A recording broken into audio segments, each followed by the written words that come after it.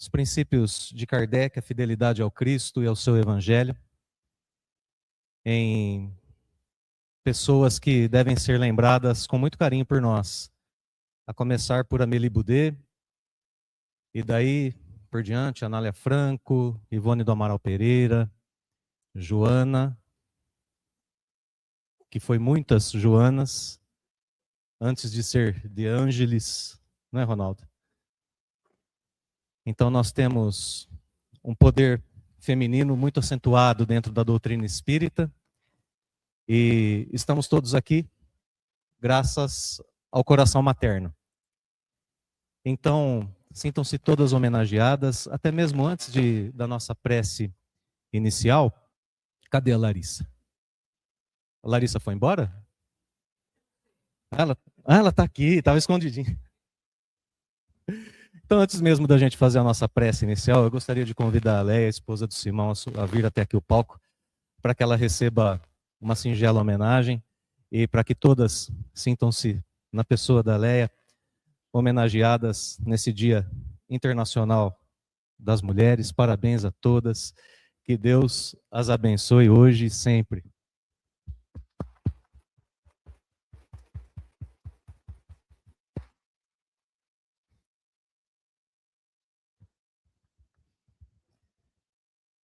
Muito bem, meus amigos, esse é mais um evento das comemorações do centenário do Obreiros do Bem. Nesse ano de 2026, estamos comemorando os nossos 100 anos. Temos a imensa alegria de ter aqui conosco o Simão Pedro. E entre as atividades que estão sendo realizadas para a comemoração do centenário, nós tivemos já desde o ano passado, desde 2025, a nossa campanha para o plantio de árvores, que ainda está vigente, ainda está sendo realizada. Tivemos uma boa adesão à campanha. E antes de falar da campanha, eu preciso lembrar que a ação da distribuição dos mimos para as mulheres hoje foi uma ação do grupo Jovens de Espírito, que é um grupo aqui da casa que está colocando a mão na massa e está bastante atento, né? Um pouco diferente de mim, né? Está bastante atento a tudo aquilo que tem acontecido. Então, parabéns ao grupo. Deus abençoe os trabalhos do grupo, hoje e sempre também. Muito bem, então a campanha das árvores, que foi uma campanha que teve uma adesão muito interessante, continua. Aqueles que sentirem o coração tocado pela iniciativa, plantem sua árvore, marquem o Instagram do Obreiros, e a gente continua essa importante campanha, que é uma campanha para bem-estar comum. E esse ano nós lançamos uma segunda campanha, que é olha ela aí, ó. A campanha Irmãos em Deus, Irmãos em Sangue. É uma campanha que incentiva também a doação de sangue. Nós estamos realizando aqui no Obreiros o cadastro para aqueles que quiserem se unir a nós, deixando ali o seu tipo sanguíneo e oferecendo a possibilidade de ceder o sangue à Santa Casa sempre que houver necessidade. Também uma ação belíssima que já está tendo ali a sua resposta, não apenas do público espírita, mas do público da cidade também. E nós nos sentimos muito felizes em poder realizá-la. Então, como a gente sempre tem dito aqui, viu, Taninha? O espírita pode até ter medo assim de espírito, né? Mas de agulha não, viu? É só uma picadinha, não dói nada. Então, meus amigos, eu vou pedir licença a vocês nesse momento para realizar a nossa prece inicial e na sequência eu já vou passar a palavra ao Simão. Vamos todos nós nesse momento buscar uma posição confortável nas cadeiras. Vamos controlar nossas mentes, acalmar nossos corações e através de nossa vontade, de nosso pensamento, vamos convidar com muita humildade o Divino Amigo Jesus a estar conosco nesse salão. Possamos todos nós sentir a sua divina presença, tocando em nossas mentes, em nossos sentimentos, para que possamos aproveitar ao máximo os ensinamentos que o querido amigo Simão nos trará nessa manhã. Amado Mestre, seja também protetor, seja também aquele que intui o nosso amigo Simão nessa manhã, portador das palavras do seu Evangelho. E que todos nós nos sintamos incentivados ao cumprimento das leis divinas. E que ao terminarmos, Senhor, a manhã de hoje, estejamos todos sob a proteção e a sombra da frondosa árvore do seu Evangelho. Muito obrigado, amado Mestre, que assim seja. Antes ainda de passar a palavra ao Simão, eu gostaria de lembrá-los que o livro Paz Além das Palavras está à venda, com preço diferenciado aqui para Obreiros do Bem. Nós conseguimos, junto à editora, um desconto aqui para esses eventos do Obreiros. Esse livro sai R$ 55,00 e a R$ 50,00 para associados do Obreiros do Bem. Basta avisar ali na mesa. Ah lá, o Ângelo está me dizendo que o preço de capa dele é R$ 65,00. Então a gente tem um desconto bem interessante. E a renda desse livro vai integralmente para a Fraternidade Sem Fronteiras. Então, além de adquirir um livro que tem como tema algo que acho que quase ninguém precisa hoje, né? Paz. Paz, através da palavra escrita do Simão. A gente compra o livro, estuda, busca a construção da nossa paz interna e ainda faz caridade contribuindo com o pessoal da Fraternidade Sem Fronteira. Excelente presente. Aproveitem. Simão estará autografando logo após a palestra, né, Simão?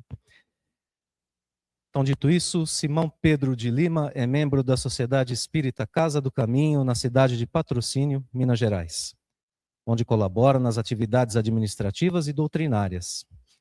Simão é graduado em Direito, Administração e História. Especialista em gestão organizacional, quase fui derrubado pelo organizacional, e Direito Societário e mestre em Educação. É advogado, professor universitário. Simão participa como voluntário em ações humanitárias voltadas à comunidade, colaborando em projetos sociais junto a entidades filantrópicas que cuidam da saúde, educação e promoção da dignidade da pessoa humana. E está aqui conosco nessa manhã de domingo, compartilhando seu conhecimento, sua simpatia, oportunidade única. Então vamos receber calorosamente nosso amigo Simão Pedro.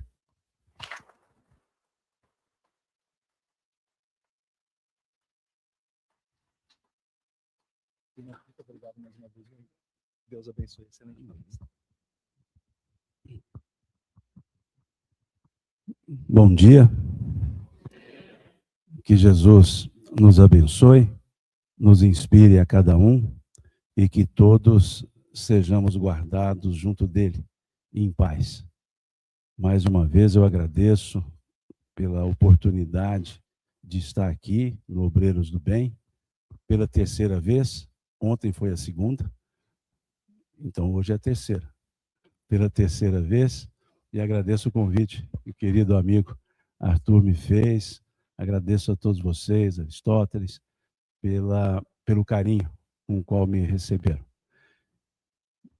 Hoje vi aqui o Dia Internacional da Mulher, uma mensagem bonita, e eu cumprimento a vocês pelo dia de hoje e pelos outros 364 dias do ano, porque a mulher não é só um dia, são todos os dias. E eu trago a figura de uma mulher que eu reputo da maior envergadura que talvez nós tenhamos conhecido, Maria, a mãe de Jesus. Padre Zezinho fez uma música em homenagem a ela, e numa das estrofes ele diz: em cada mulher que a terra criou, um traço de Deus Maria deixou. Um sonho de mãe Maria plantou, para o mundo encontrar a paz. E essa mulher é que nos trouxe aquele que nos libertou a consciência. Como diz a letra, Maria que fez o Cristo falar, Maria que fez Jesus caminhar, Maria que só viveu para o seu Deus. Essa é a dimensão feminina que nós temos no mundo. A dimensão que acolhe, que instrui, que educa, que se dedica, sem a qual nós não estaríamos aqui na Terra. Mais do que uma progenitura, a maternidade é uma bênção divina, que permite que vocês, mulheres, possam se colocar como co-criadoras em Deus, co-criadoras em plano menor, que é o plano menor da Terra, já que o Deus é o criador do plano maior. Então vocês representam sim a presença divina, porque a maternidade é uma manifestação de Deus aqui na Terra, permitindo-nos crescer e caminhar. Então, parabéns pelo dia de hoje e parabéns pelos outros 364 dias que o ano tem. Que Deus as abençoe e continue esse feminino abençoando todos nós que estamos aqui na Terra. E sem esse feminino, nós não estaríamos falando hoje sobre a família. Nós não estaríamos hoje falando sequer sobre a presença na Terra. Se nós olharmos a questão 132 do Livro dos Espíritos, nós veremos uma pergunta muito interessante. Kardec pergunta aos benfeitores espirituais qual a finalidade da encarnação do espírito. Ele pergunta qual a finalidade da encarnação dos espíritos. Ele não pergunta sobre reencarnação. A reencarnação é uma outra pergunta, a 167. Mas na 132 ele pergunta sobre o ato encarnatório. A pergunta dele é: por que um espírito criado no mundo espiritual, depois de evoluído, continuar no mundo espiritual, precisa encarnar, precisa estar aqui na Terra? Então ele pergunta sobre o ato encarnatório. Por que que um ser que não é corpóreo no sentido estrito dessa palavra precisa se revestir de corporeidade? Então é uma pergunta muito importante, porque é a pergunta que vai nos explicar por que nós estamos aqui na Terra. Melhor, para que nós estamos aqui na Terra? E os Espíritos respondem a Kardec, quando ele então pergunta qual a finalidade da encarnação dos Espíritos. Eles dizem: Deus vos impõe a encarnação com a finalidade de vos fazer progredir. Ou seja, nós só estamos aqui na Terra para uma finalidade: progresso. Ninguém está aqui para outra finalidade. É única. Ninguém está aqui para sofrer, ninguém está aqui para pagar débitos. Nós só estamos aqui para evoluir. E a reparação faz parte do processo evolutivo. Então ninguém está aqui por acaso, ninguém está aqui por uma questão de não tinha outra opção, ninguém está aqui porque precisava sofrer, ninguém está aqui porque precisava pagar débito. Todos nós estamos aqui só para uma finalidade: evoluir. E nesse processo de evolução, nós somos contributos e contribuintes para todos no processo aqui na Terra. É o que segue na resposta quando eles dizem: para uns é uma prova, para outros uma missão, mas todos estão em condições de cumprir com a sua parte na obra da criação. Então, aqui na Terra, nós somos também colaboradores de uns para com os outros para a obra da criação. E a obra da criação, em regra, são os seres criados. Somos nós, os seres espirituais, que estamos aqui na Terra temporariamente, não sabemos por quanto tempo, mas temporariamente, para esse progresso, para esse melhoramento. E é forte isso, porque o verbo utilizado pelos Espíritos foi impor. Não foi Deus vos sugere a encarnação. Deus vos impõe a encarnação. O que nos leva a entender que a encarnação é necessária. ela é necessária. Ela não é uma opção, ela é uma necessidade. Podemos retardar o processo, mas continua sendo uma necessidade. Então pode se perguntar, mas no mundo espiritual não se evolui? Sim, é a questão 230 do Livro dos Espíritos. O espírito no estado errante evolui, ou seja, na erraticidade, evolui? E eles respondem, sim, sempre segundo a sua vontade.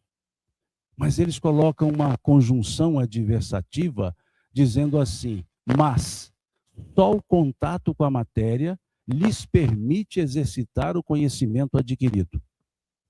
Ou seja, no mundo espiritual temos a teoria, aqui na Terra nós temos a prática.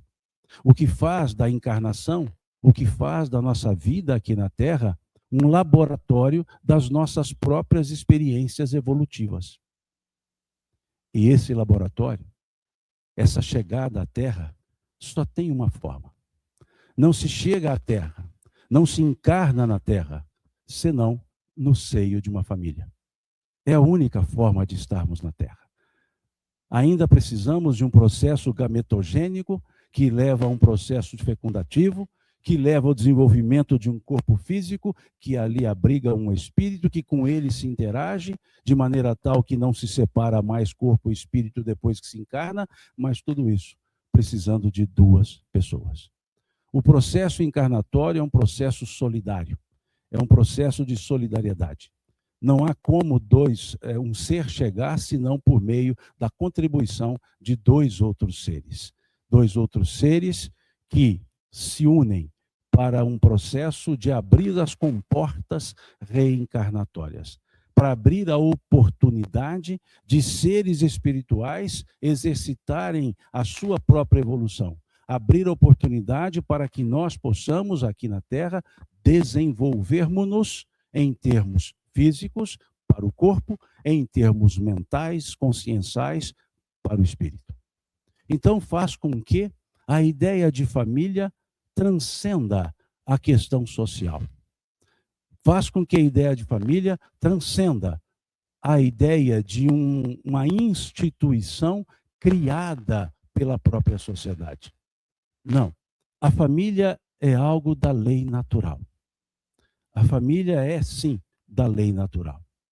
Tanto é que, se nós olharmos no Livro dos Espíritos, nós veremos que a família está ali colocada nas leis morais, e dentro das leis morais, o Instituto da Família está ali colocado dentro da lei de sociedade. É importante nós entendermos que as leis morais que compõem o livro 3º do Livro dos Espíritos são leis naturais. E quando observamos justamente a pergunta que abre o 3º livro, ou o livro 3º do Livro dos Espíritos, nós temos lá na questão 614, Kardec perguntando aos benfeitores espirituais: o que se entende por lei natural? E eles respondem: é a lei de Deus, única e verdadeira para a felicidade do ser humano, do homem, que lá está escrito, então do ser humano. Ela lhe indica o que deve ou não deve fazer. E o homem só é infeliz, o ser humano só é feliz quando... E uma lei que, segundo os benfeitores espirituais, lá na questão 621 do Livro dos Espíritos, está escrita na nossa consciência. O que nos leva à ideia que a moral, que é para nossa felicidade, veja, o único objetivo da lei natural, a nossa felicidade, está inscrita na nossa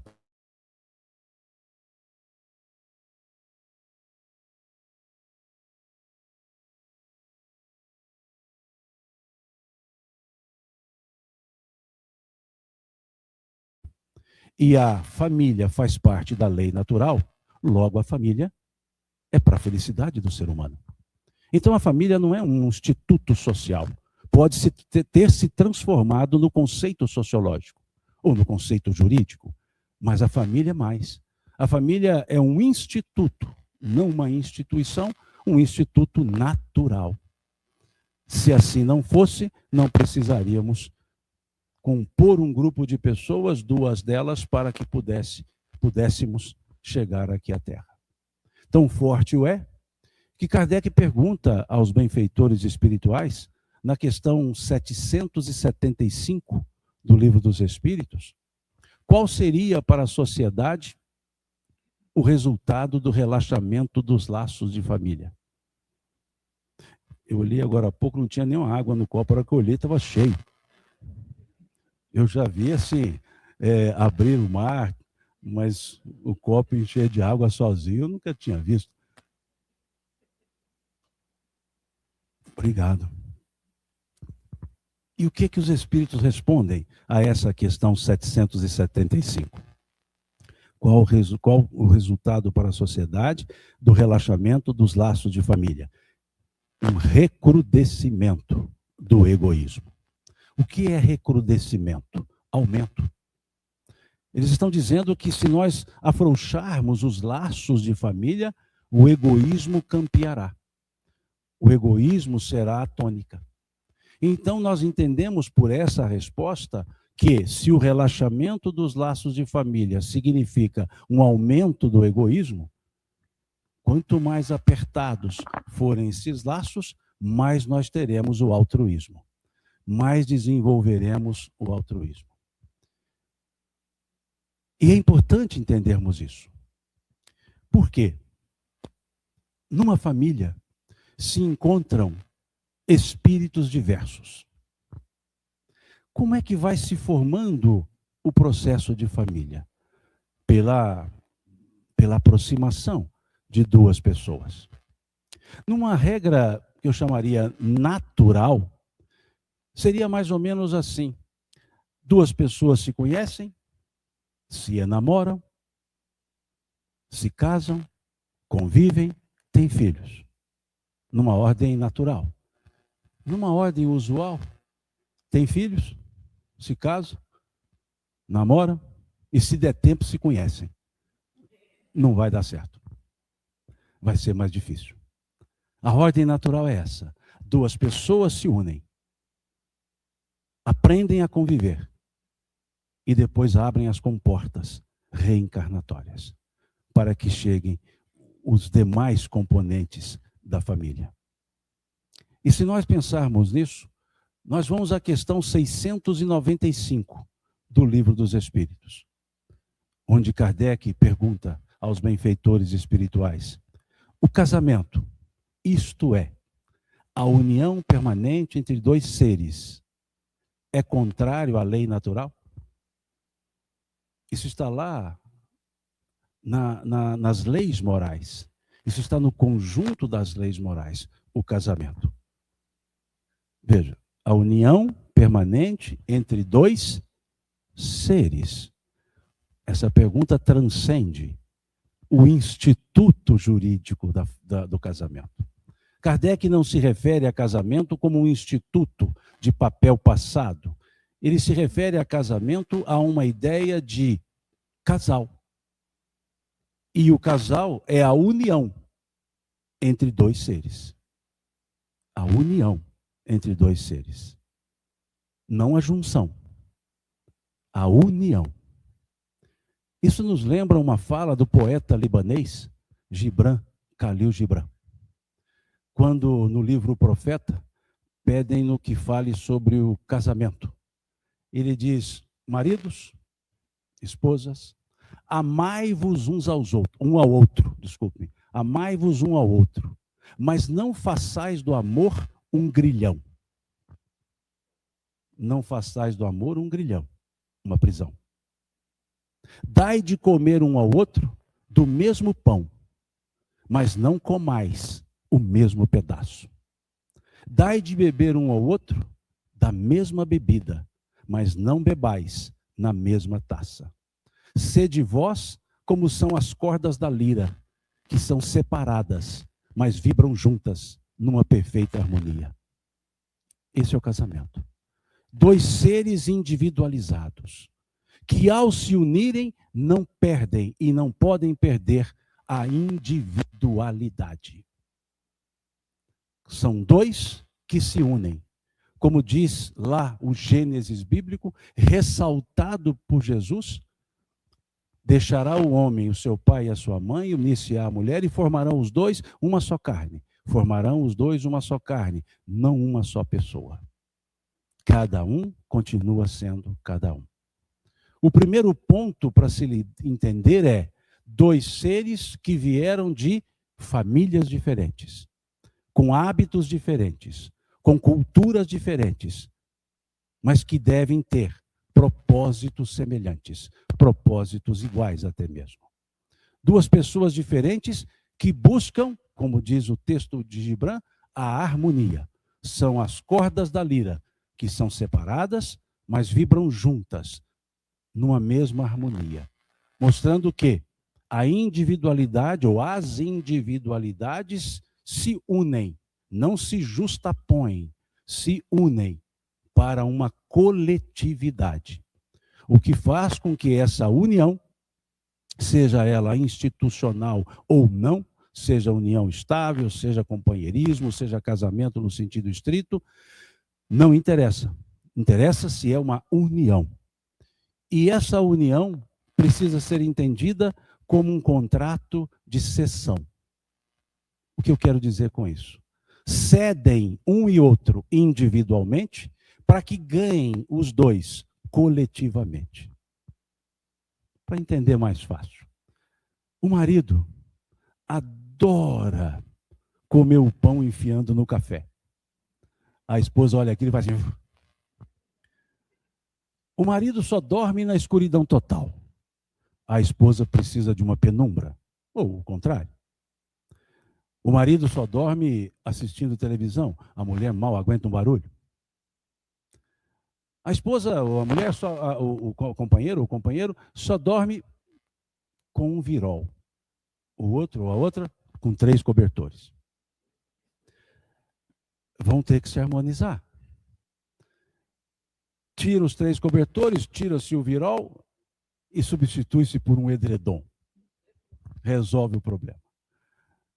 O que não aguenta barulho para dormir, põe um tampão de ouvidos. Ou o outro põe um fone de ouvido para assistir sem que a outra acorde. O marido continua molhando o pão no café, mas de costas para a esposa. Vão se harmonizando, sem com isso perderem as suas individualidades. Não é uma transformação de um em outro. Porque aquele casamento que precede de uma ideia assim, a mãe chega para a filha e fala, minha filha, e a mãe é mineira, minha filha do céu. Você vai se casar com esse moço? Vocês dois brigam o dia todo. E a mãe do moço fala assim, mineira também, filho do céu, você vai casar com essa moça? Vocês dois brigam o dia todo. E aí a menina responde para a mãe, pode deixar, mãe, depois que nos casarmos, e aí a expressão é mineira, eu mudo ele. E ele fala para a mãe, pode deixar, mãe, depois que nós nos casarmos, eu mudo ela. E esse mudele, mudela, eles conseguem. Ela se transforma como ele era, ele se transforma como ela era. Ou seja, diferentes do mesmo jeito. Então o casamento não é para uniformizar, é para unir. Respeitando a individualidade. Por isso que na ordem que eu disse natural, casam-se, unem-se e convivem por um tempo. Porque quem não aprende a conviver a 2, dificilmente conseguirá conviver em 3, em 4. Porque a cessão de espaço continuará existindo. E aí sim, nesse momento, abrem-se as comportas reencarnatórias e chegam aqueles que nós chamamos de, ou chamamos por, filhos. O que são os filhos? Dona Teresa de Brito, no livro Vereda Familiar, psicografia de Raul Teixeira, e aqui abro um parêntese, Dona Teresa de Brito, ela explica na introdução do livro, Vereda Familiar, que durante a última encarnação ela havia sido uma mãe de vários filhos, 8 filhos.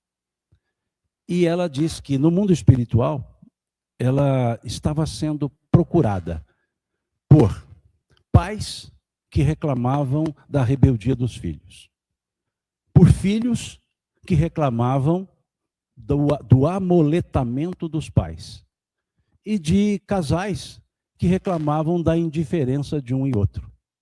Então ela recebia esses pedidos de orientação e ela escreveu, então, por meio da mediunidade de Raul Teixeira, ela escreveu o livro Vereda Familiar, que é um livro lá dos anos 90, fininho, fácil de ser lido, e a última edição que eu vi tem tamanho idoso, né, a letra. Então ficou bom para eu poder ler, né?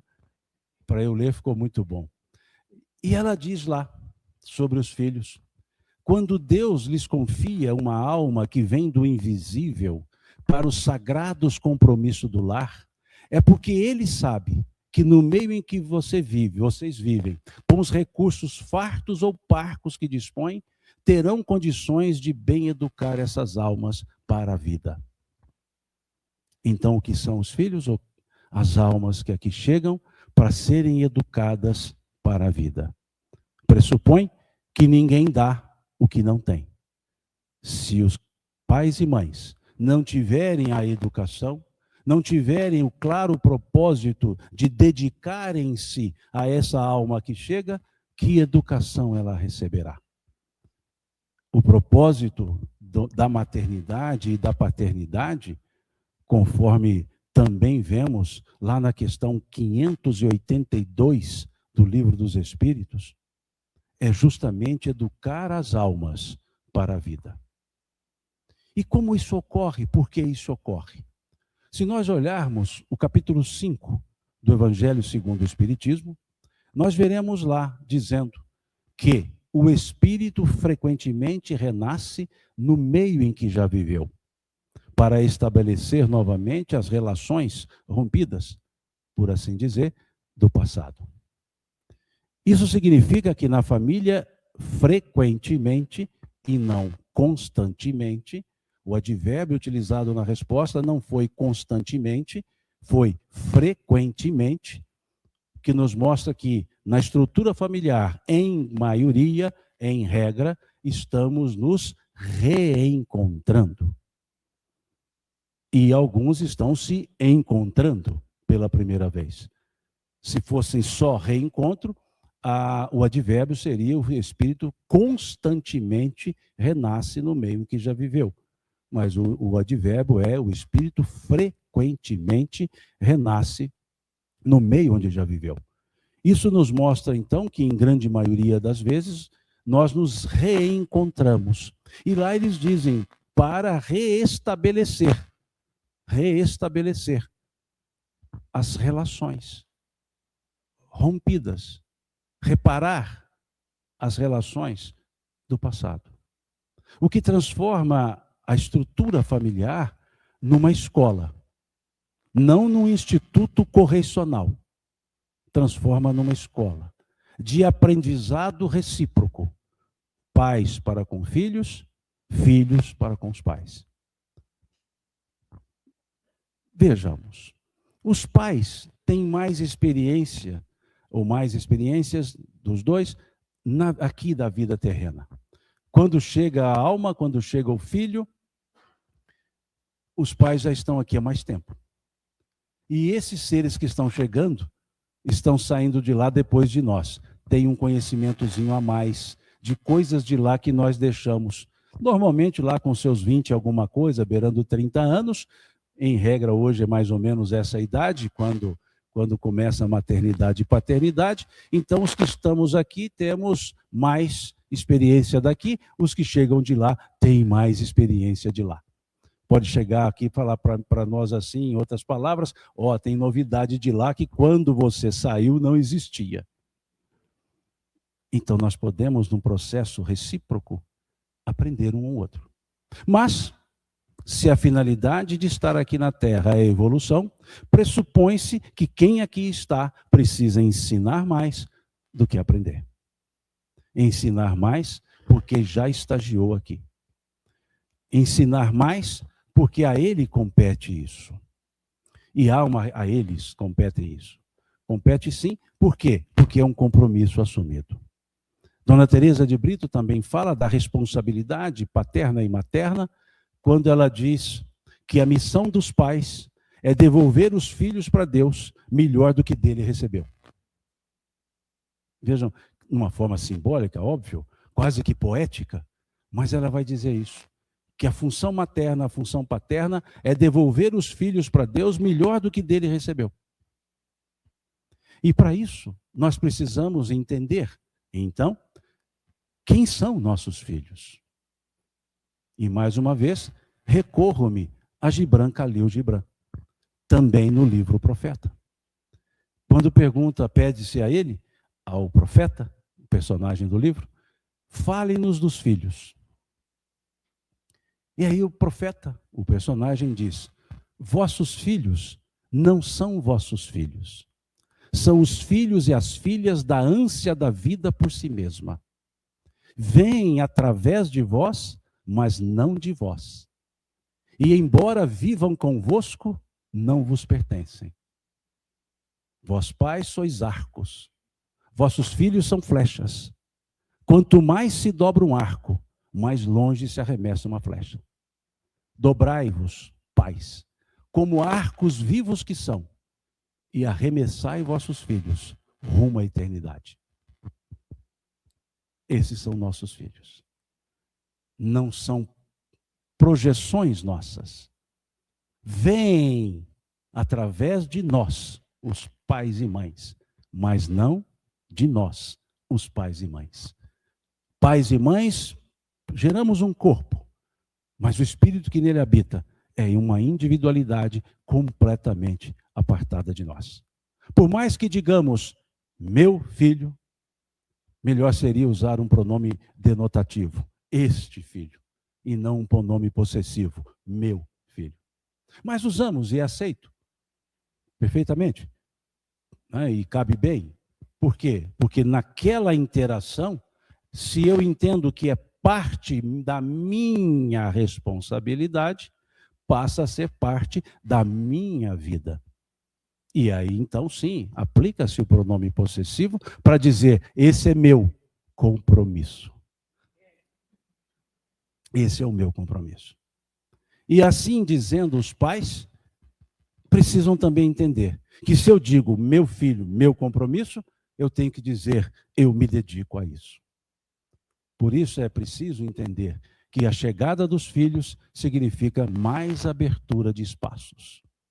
Aquela relação única, de reciprocidade absoluta, conjugal, agora tem uma relação maternal, paternal, conjugal. É preciso que haja maturidade. Maturidade para entender o papel pai, o papel mãe e o papel filho. E aqui abro o papel avô, que é o meu caso, o papel avó, que é o caso da Leia, e é muito claro o papel. Deixar o neto fazer tudo aquilo que a gente não deixava o filho fazer. Pronto. Melhor papel. E na hora que chorar, entrega para os pais. O verbo numa casa de avós é pode. Ponto.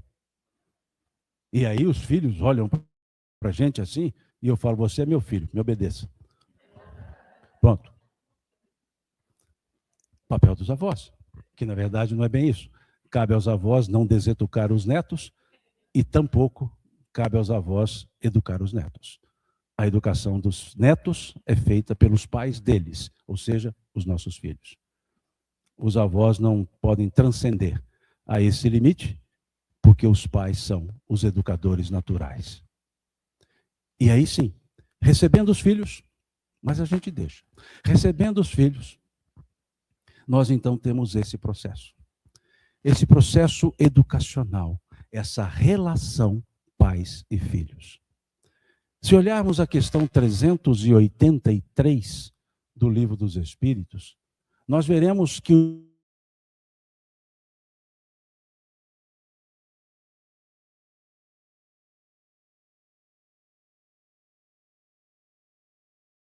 na fase da infância, o segredo está o ponto-chave para o processo educacional.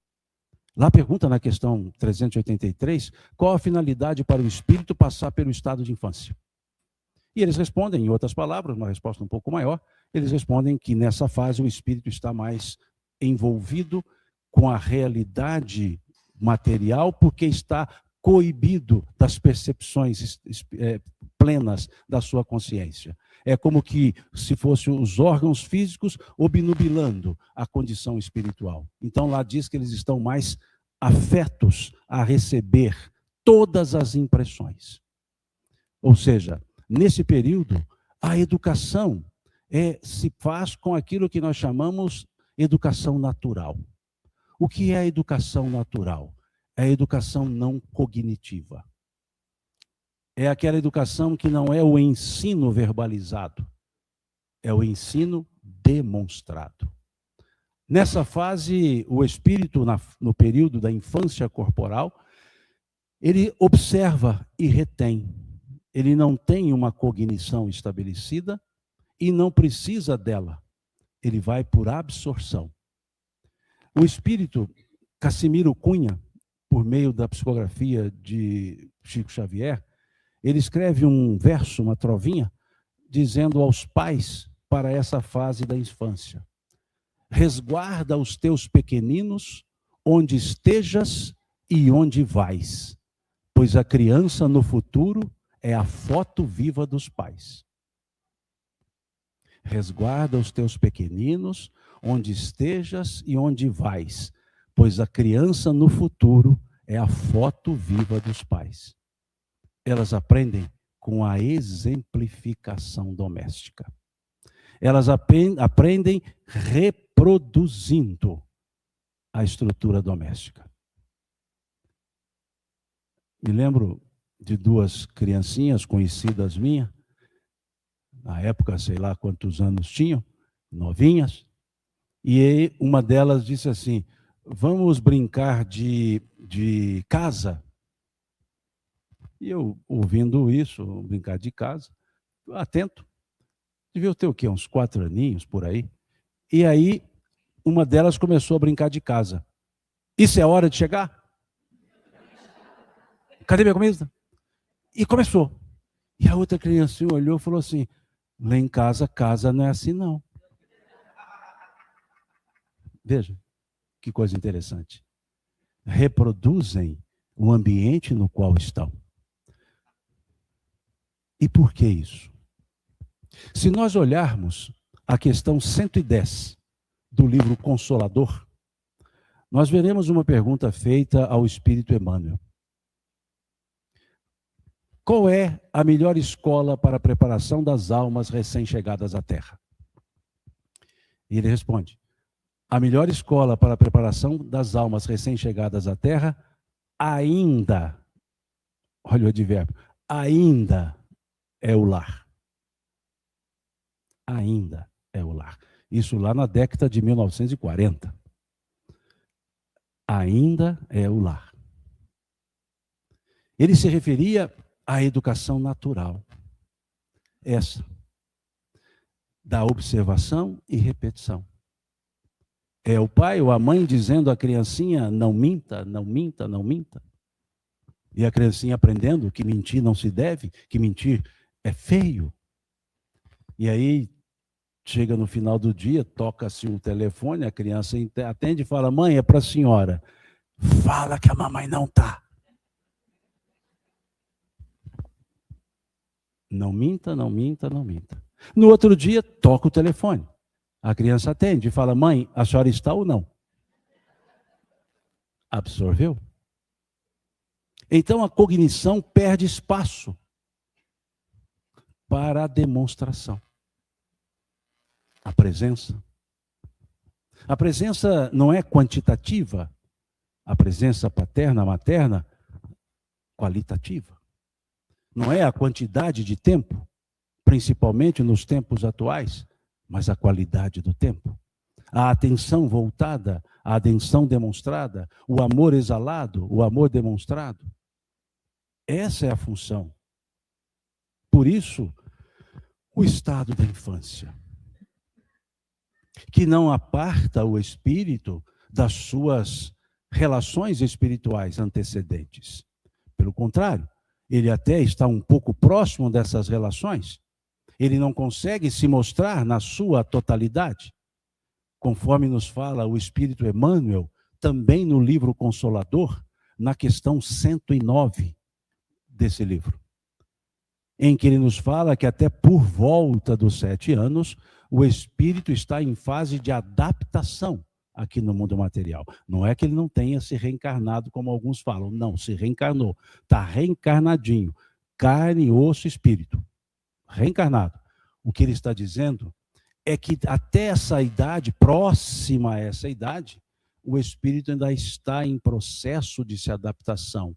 Tem inconscientemente uma clareza, ou melhor dizendo, uma certa clareza da realidade espiritual.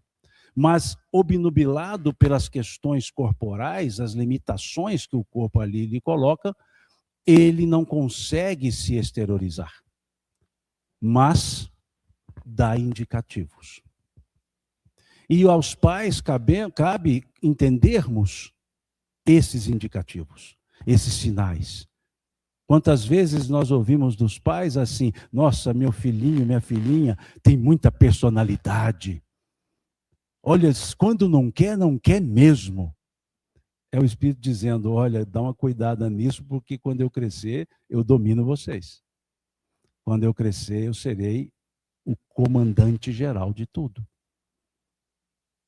E está dando um indicativo, a gente fala: olha que personalidade forte.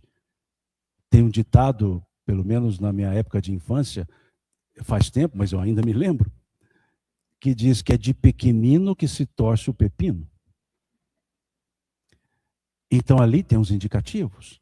Aquela criancinha que a ela é incentivado o uso de palavrões. Paralelepípedo, um palavrão grande. Há palavras não agradáveis. E aí quando ela fala, os pais: que gracinha. E aí lá está: pois é, eu começo assim, depois não é palavrão, é atitude. Então ali estão os indicativos. O fato de estar ainda não totalmente envolvido na realidade material e com percepções espirituais não nos tira dos pais, não nos tira a, entre aspas, obrigação, grata obrigação de educar essas almas, de perceber essas personalidades. Elas crescem, se desenvolvem. E numa certa etapa, esse período já muda um pouco e entramos numa outra fase, uma fase da adolescência. Temos ali uma fala de Lidiênio de Menezes, autor de um livro muito interessante, Educação Espírita, e ele diz assim sobre a idade da adolescência numa trovazinha: idade de turbulência e de autoafirmação, requer a adolescência pulso forte e devoção. Talvez tenhamos o pulso forte, mas a devoção fica a desejar. É uma fase de adaptação que nós encontramos na questão 385 do Livro dos Espíritos. Quando Kardec pergunta aos benfeitores espirituais: por que em uma determinada época, mais precisamente ao sair da adolescência, a criança muda, a pessoa muda o seu caráter? É o espírito que se modifica? E é uma resposta de quase 2 páginas, mas a primeira linha já nos interessa. Não é a resposta deles. É o espírito que se modifica? Não. É o espírito que retoma a sua natureza e se mostra como realmente ele é. Veja que interessante essa resposta. E depois segue, é 1 página e meia, quase 2. Sugiro que leiam a questão 385. E já que vão ler a 385, leia o livro todo. São só 1019, com alguns desdobramentos. Mas percebamos, é o espírito que se modifica? Não. É o espírito que retoma a sua natureza e se mostra como realmente ele é. E para ele retomar essa natureza, teve a fase da infância. Teve a questão 383, ou seja, aquele período em que ele receberá as impressões de uma educação chamada educação natural. E quando ele vai retomar sua natureza, ele tem um balanço a ser feito. O que ele trouxe do passado reencarnatório com o que ele aprendeu naquele período da encarnação presente. E desse balanço surge a personalidade demonstrada.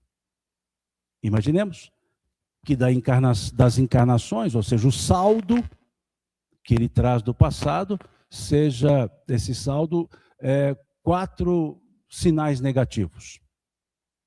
E no presente, naquele período da educação natural, ele recebe 5 sinais positivos. Qual será o saldo desse balanço pós-adolescência? Mais 1? Ótimo. Mas se trouxe da encarnação passada, melhor, do saldo das encarnações, trouxe 5 sinais negativos. E recebe na educação natural 4 sinais positivos. O saldo, menos 1. Isso então mostra que a personalidade demonstrada a posteriori depende do que aconteceu no período da infância da educação natural. É onde mais se precisa da presença dos pais. É onde mais se precisa do acompanhamento, do companheirismo de um educador, de uma educadora, pai e mãe. Preferencialmente. É este período fundamental para o espírito. E na educação natural, nós não temos formalidades. Nós temos uma realidade vivida. E essa realidade, então, pressupõe-se que foi pensada por aqueles que já chegaram antes, os pais. Daí, então, encaixa-se aquela frase já dita por Dona Teresa de Brito. Devolver os filhos para Deus, melhor do que deles recebeu. E ela também diz, quando do retorno dos pais ao mundo espiritual, uma pergunta poderá ser feita. Que fizestes vós dos filhos que nós vos confiamos? É uma responsabilidade absoluta? Não, absoluta não. É uma responsabilidade assumida. Porque faz parte de um processo de programação reencarnatória, que vemos lá na questão 258 do Livro dos Espíritos, 259, e aí vai até 272, da escolha das provas. E na escolha das provas está o conjunto familiar. Pais, filhos. A estrutura familiar.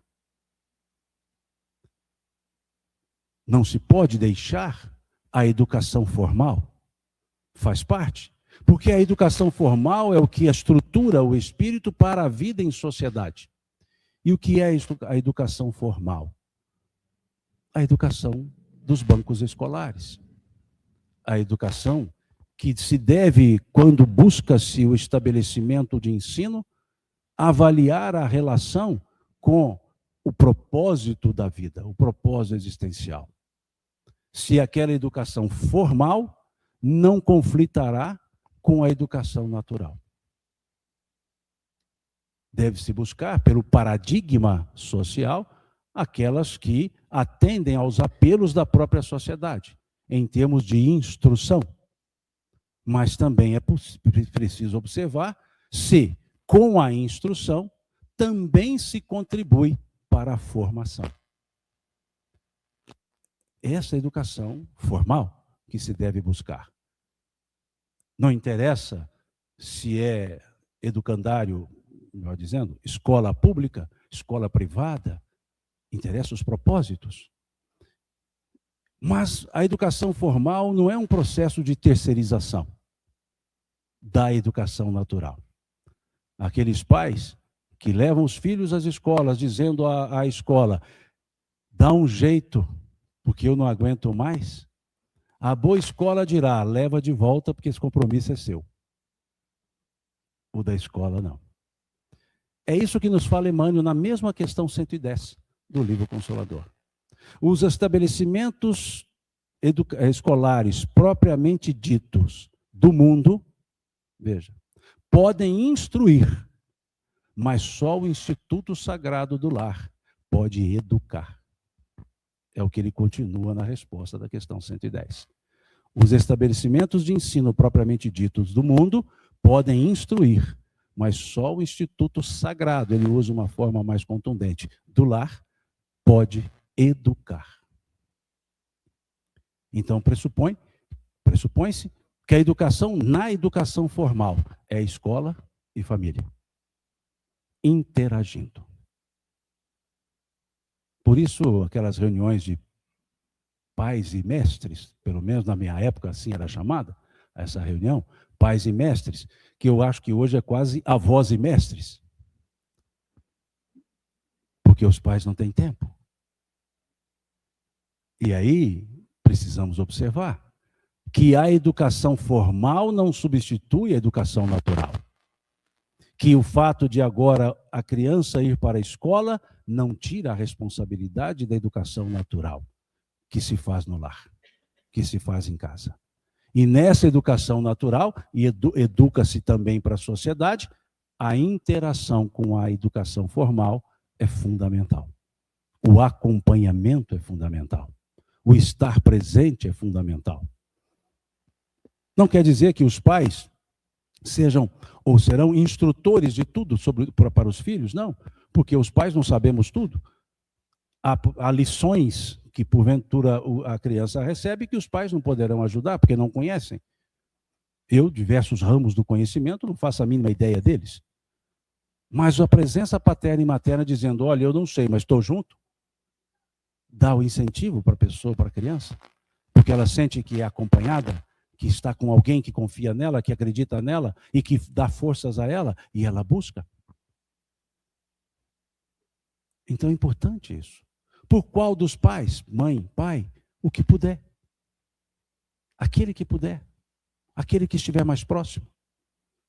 Porque temos hoje uma vida um pouco mais, ou totalmente, atabalhoada. Mas é preciso uma escala de revezamento para que esse acompanhamento se faça. Mas há um outro elemento na educação do espírito, daqueles que nós chamamos filhos, que nós chamamos de educação moral.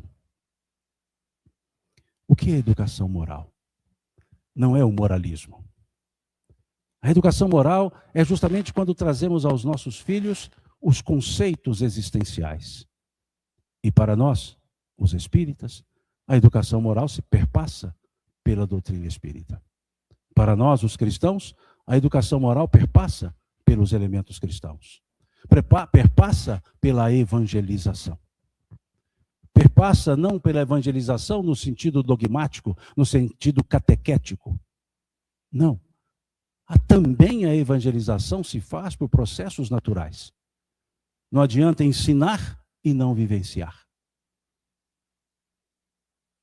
Então a educação moral, ela perpassa pelo evangelho. O evangelho vivenciado, sentido, também entendido, compartilhado. Aos espíritas cabe a educação moral nas hostes trazidas pelo espiritismo, que nos fala muitas coisas a respeito de um real processo educacional que nós podemos chamar de educação do espírito. E não educação da criança, educação do jovem, educação do adulto, educação da minha turma, mas do espírito. Que está numa fase infantil, numa fase de adolescência, não o espírito, na estrutura corpo social. Mas o espírito é velho. Bem velho. Velhinho. Matusalém para mais. Que traz consigo toda uma bagagem, toda uma aquisição. e que não é numa encarnação que resolverá tudo, mas naquela na qual me coloco como pai ou mãe, eu, pai e mãe, eu preciso, da minha parte, fazer o tudo. E a evangelização é isso. A evangelização é o coroamento de todo esse processo de pais e filhos, todo esse processo de evolução num dado momento encarnatório. Emmanuel atribui a ele uma frase que ele dizia: a instrução instrui, a educação forma. Melhor dizendo, a instrução informa, a educação forma, a evangelização transforma, dizia ele. A educação, a instrução informa, a educação formal. A educação forma, a educação natural. E a evangelização transforma a educação moral. E é essa educação moral que vai suprir aquele sinal negativo, caso o passado venha com -5 e o presente com -4, com +4. É aquilo que André Luiz nos apresenta no livro No Mundo Maior, sobre a casa mental. Passado, presente e não futuro. Ideais sublimes. Ele compara uma casa, separando como porão, área social e um sótão. No porão, nós guardamos aquilo que não mais se usa. No porão ficam as quinquilharias.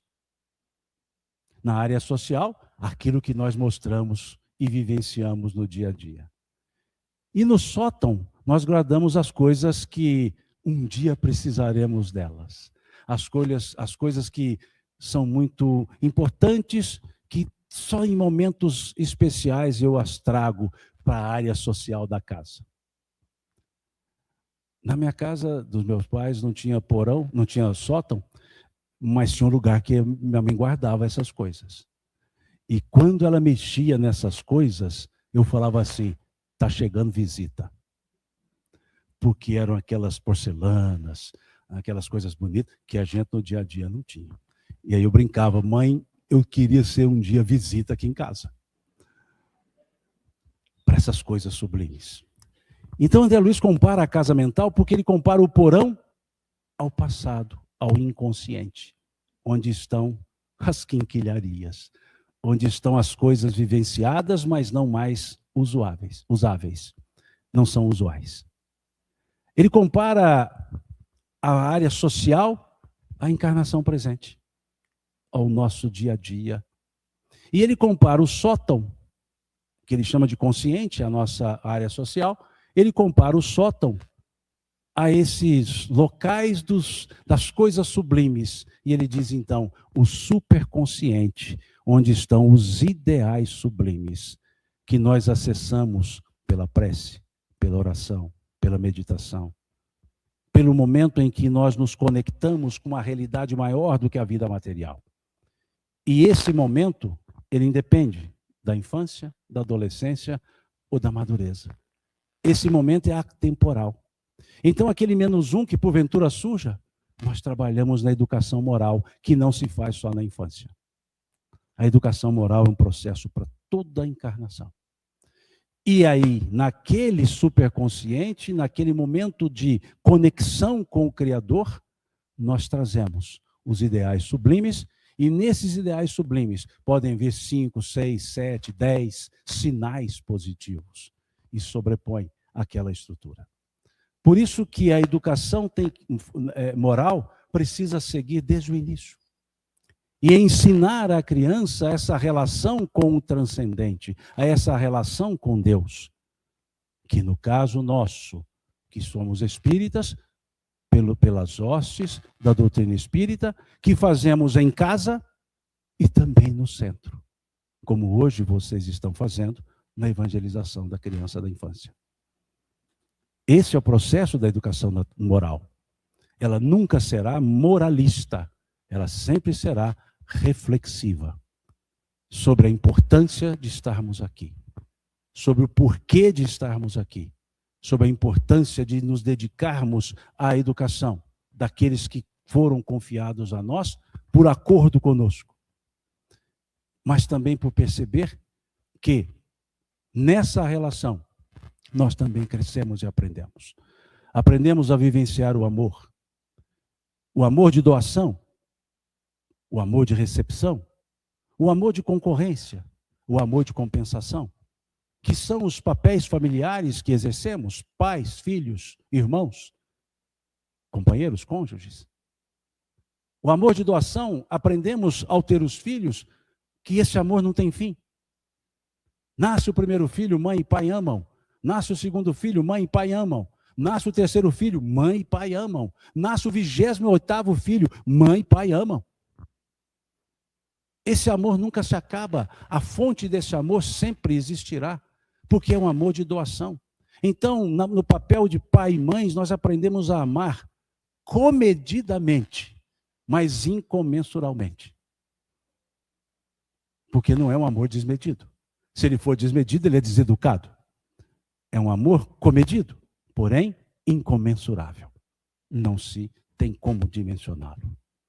É um amor que para amar não precisa ser amado. Só ama. E o amor de recepção são os filhos. É o amor dos filhos para com seus pais, que acostumaram a receber. E a receber mais. E a receber mais. Que a eles confere segurança, confere senso de identidade. Mas é um amor que não se devolve. É um amor cuja natureza é receber. Não se devolve na forma que é recebido.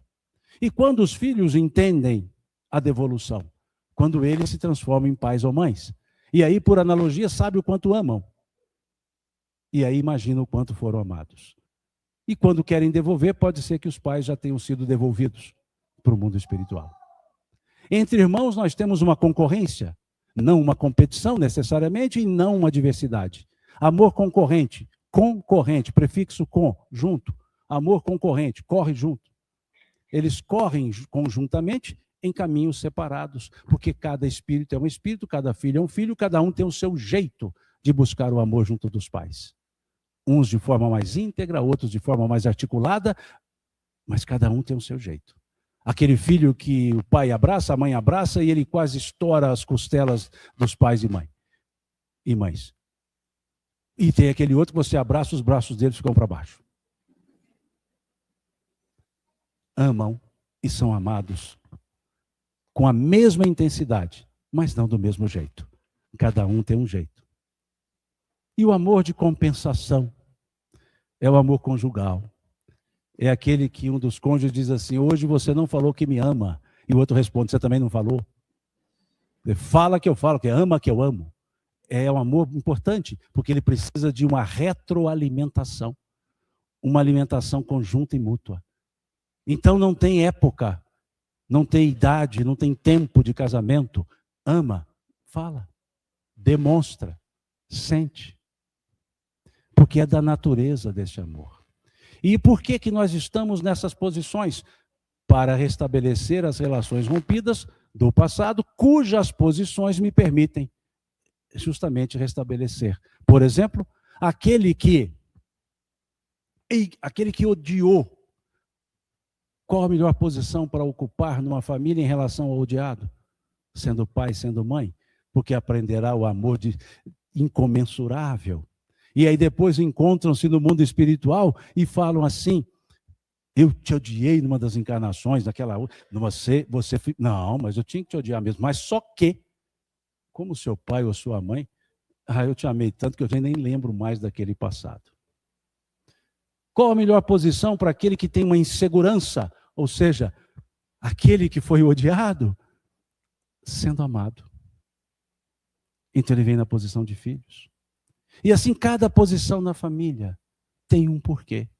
Porque a família é uma didática divina. E na didática divina, tudo tem um porquê, tudo tem um para quê. É na família que nós nos reencontramos com os outros e nos reencontramos conosco também. Porque uma das formas do autoconhecimento é o convívio com o semelhante. A encarnação é o laboratório das nossas experiências evolutivas. A família é o balcão. A família são os tubos de ensaio. A família são as pepitas. A família são todos os elementos do laboratório. Sem ela, nós não teríamos as nossas experiências evolutivas. Contam que certa vez um pintor queria pintar um quadro representando a coisa mais bela do mundo. Era o seu último quadro. Ele queria pintar algo que fosse a sua obra-prima e que todo mundo, quando olhasse aquele quadro, poderia dizer, coisa mais bela do mundo. Ele não conseguiu materializar numa tela, saiu buscando inspiração e na saída ele se encontra com um poeta. E o poeta, homem sensível, pessoa sensível, observa aquele pintor preocupado e fala, o que está acontecendo? Ele fala, é que eu quero terminar minha carreira e eu quero pintar o meu último quadro, e esse quadro precisa ser a coisa mais bela do mundo, e eu não consigo materializar na tela a coisa mais bela do mundo. E o poeta, muito sensível, disse, pinte o amor. O amor é a coisa mais bela do mundo. O amor é a divindade na terra. Pinte o amor. O pintor ficou satisfeitíssimo. Falou, olha, muito obrigado, pintarei o amor. Se despediu do poeta, mas ficou com uma dúvida. Como materializar o amor na tela? E essa dúvida ficou com ele um tempo, e ele se encontra com um sacerdote. E o sacerdote, sensível, percebe a preocupação e pergunta o que estava acontecendo.